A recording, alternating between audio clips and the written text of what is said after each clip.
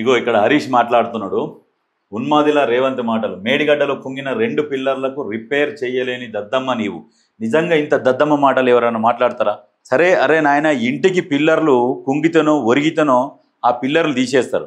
ఇంటికే ఓ మాట ఒక ఫ్లోర్ 2 ఫ్లోర్లు ఉన్న ఇంటికే పిల్లర్లు కుంగితే ఆ పిల్లర్ మొత్తం తీసేస్తారు. ఇంకో ఈ దద్దమ్మ మాట్లాడుతుంటే రిపేర్ చేయాలన్నట. 7 పిల్లర్లు కుంగితే 2 పిల్లర్లకు రిపేర్ చేయాలన్నట.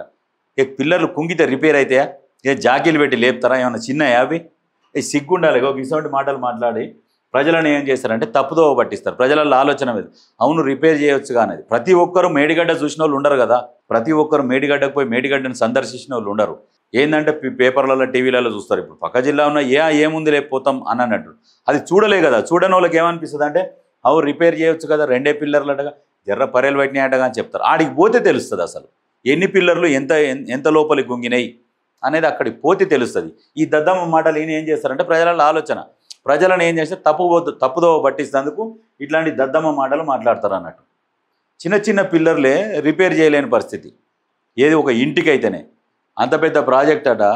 మా పిల్లర్ మామూలుగా ఉందా? అట్లాంటి పిల్లర్ కుంగితే దాన్ని రిపేర్ చేయాలంట. అది రిపేర్ చేస్తుంది కూడా రిపేర్ కాదు, అది కూలగొట్టి కొత్త పిల్లర్ వేసేందుకు కూడా మరో సంవత్సరం పడుతుంది. దాన్ని చేయనీకి కూడా రాదు. ఇంకా అంత తెలివిలేని దద్దమ్మ ఎవడంటే హరీష్ రావు.